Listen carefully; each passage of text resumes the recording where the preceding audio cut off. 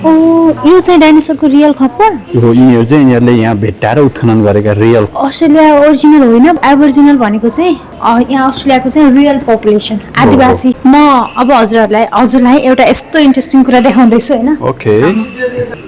Medicine pillow भर्खरै हजुरहरूले जे सुन्नुभयो त्यो चाहिँ 1974 मा डार्विनमा एकदमै ठुलो साइक्लोन गएको थियो त्यसैको साउन्ड हो यति बेला चाहिँ हामीसँग यो डार्विनमा रहेको म्युजियम एन्ड आर्ट ग्यालरीमा र यहाँ भित्र के छ भन्ने कुरा चाहिँ अब हामी तपाईहरुलाई देखाउँदैछौं लेट्स गो इनसाइड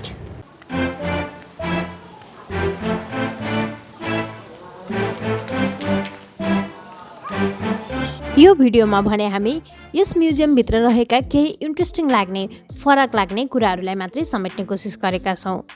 तपाईहरुले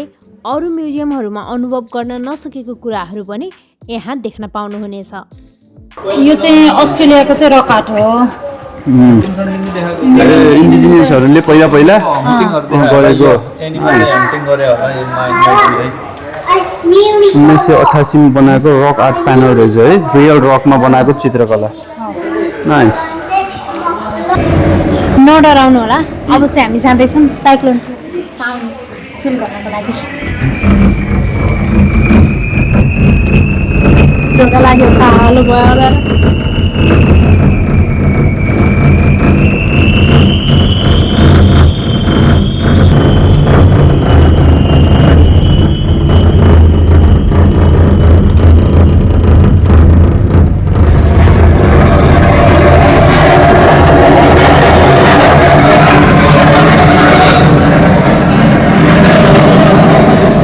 भर्खरै हजुरहरूले जे सुन्नुभयो त्यो चाहिँ 1974 मा डार्विनमा एकदमै ठुलो साइक्लोन गएको थियो त्यसैको साउन्ड हो र त्यसले बनाएको स्वरूप चाहिँ यता देख्न सकिन्छ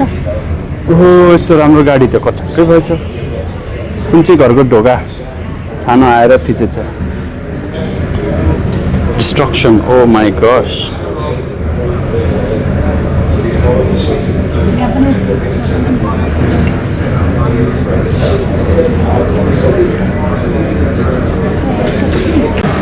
त्यति बेलाको बिजुलीको पोल हो त्यो चाहिँ त्यति बेला बिजुलीको पोल यसरी कचाक्क पारेछ साइक्लोनले यसरी हेर्यो भने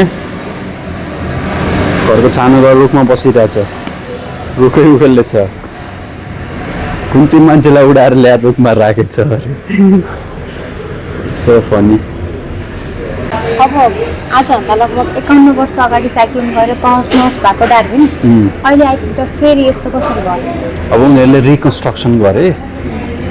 डार्विन उ त्यस्तो भएको थियो त्यहाँ भित्तामा देखाएको फोटो छ नि यहाँ पहिला अहिलेको जस्तो ठुला ठुला घर थिएनन् भएका साना साना घरहरू चाहिँ पुरै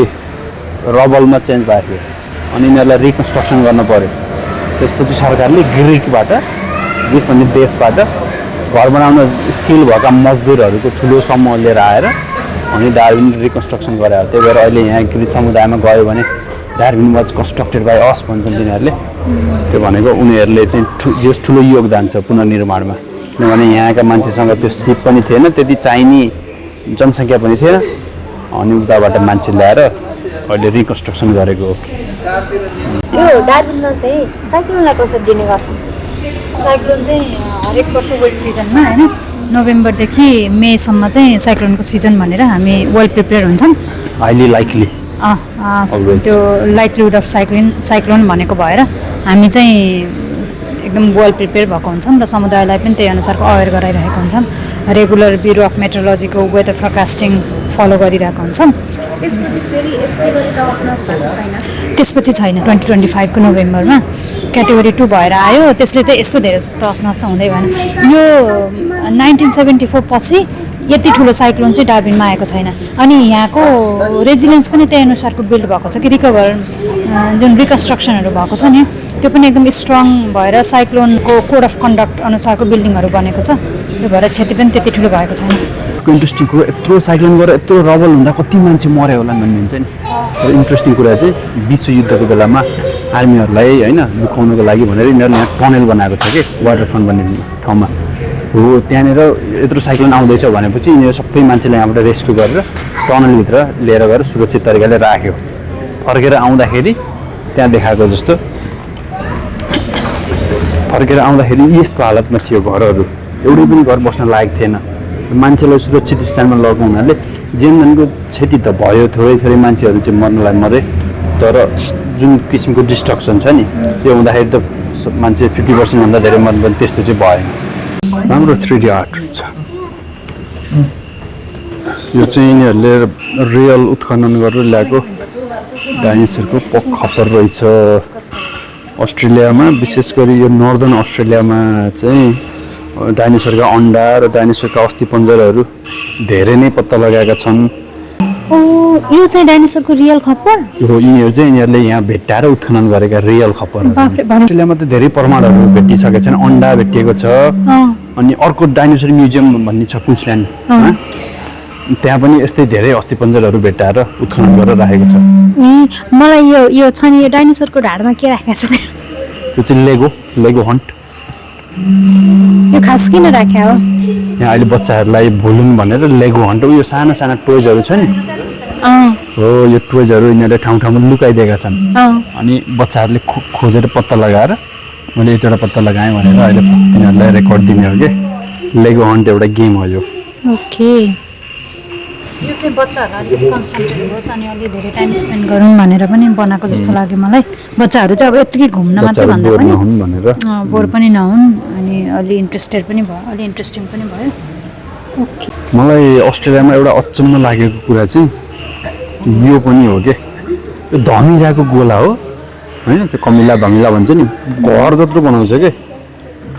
वर्ष लाएर यति बलियो हुन्छ कि यो फेरि भित्र यस्तो हुने रहेछ। भित्रको यस्तो हुन्छ। यत्रो त्यो लिचफिल जाने ठाउँमा ओहो कति ठुलो छन् त नि। कति ठुलो शङ्ख। यो चाहिँ हामीले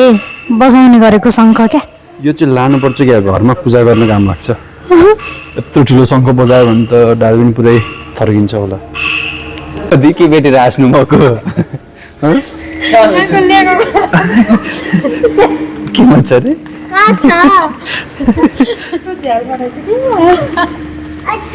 झ्यालमा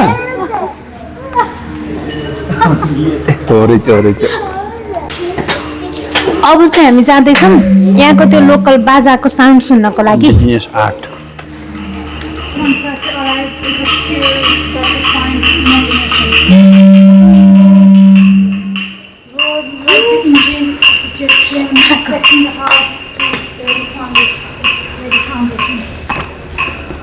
Sound of the storm, remembering cyclone crashing.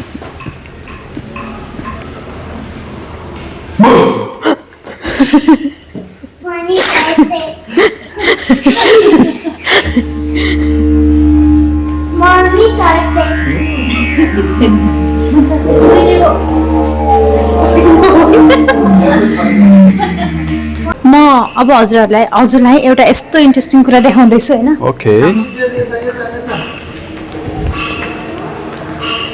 Look at this to medicine pillow. यो चाहिँ कस्तो भने एकजना मान्छेले आफूले 5 इयर्ससम्म खाने गरेको दुईटा मेडिसिन आफूलाई परेको भने एउटा भनेको नाइट टाइमको, एउटा चाहिँ मर्निङ टाइमको, दुईवटा मेडिसिनको चाहिँ कलेक्सन गरेर पिलो बनाएको हैन। अनि यो चाहिँ कस्तो भने स्लिपिङ कति इम्पोर्टेन्ट छ, मेन्टल हेल्थ कति इम्पोर्टेन्ट छ र त्यत्तिकै फ्रेस मर्निङमा उठेर आफ्नो जीवन चलाउनु कति इम्पोर्टेन्ट छ भन्ने कुरा देखाउनको लागि चाहिँ यसरी बनाएको। धेरै सिम्बोलिक रहेछ त। ब्रिलियन्ट मान्छेहरूले कसरी सोच्न भ्याउँछ भने एकदमै राम्रो कुरा हो। सुत्नको लागि सुत्न नसकेर खाने मेडिसिन र उठेपछि खाने मेडिसिनलाई जम्मा गरेर सिरानीमा प्याक गरेको छ, so that we remember the importance of our health. र नेपालको कम्पेरिटिभली विदेशमा चाहिँ मेन्टल हेल्थ इस्युहरू एकदमै धेरै आउने गर्छ नि त। So we Nepali can feel proud. नेपालको लाइफ चाहिँ रिलेटिभली रिल्याक्स नै छ, हामी धेरै स्ट्रेस छैनौँ र यसरी सिरानी बनाइराख्न चाहिँ पर्दैन। ठिक हो, ल जाऊ के त्यो भाइसँग फोटो खिच।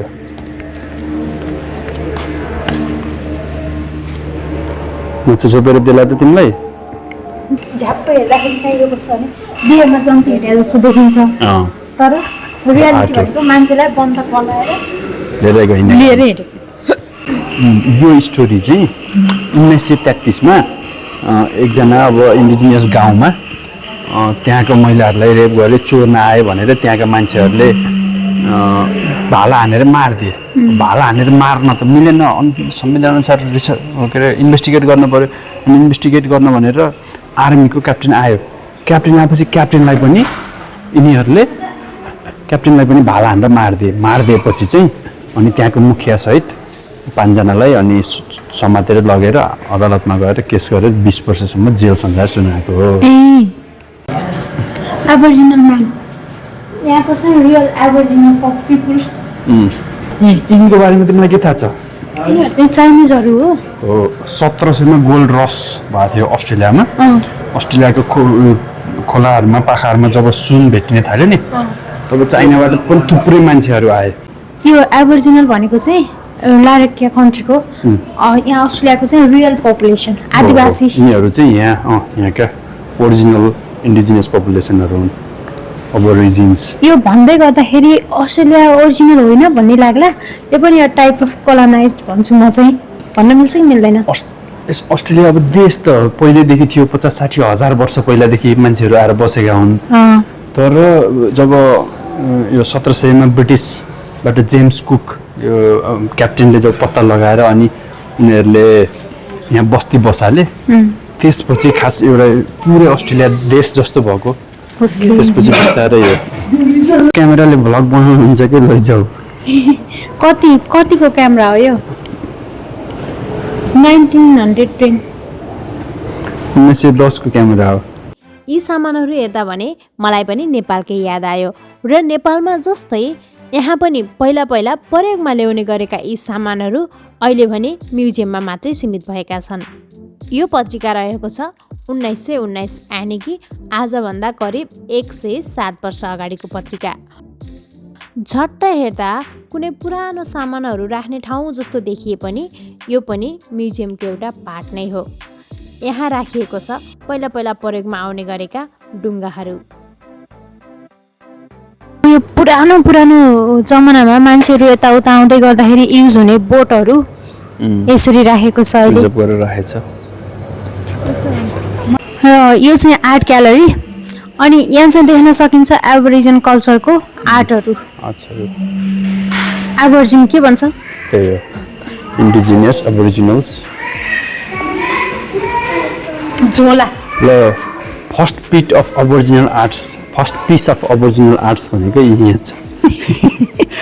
सेकेन्ड पिस भनेको त्यही त होइन त्यही त कति भास्ट होला यो कति मिहिनेत लगाएर कति दिन लगाएर के देखाउन खोजा होला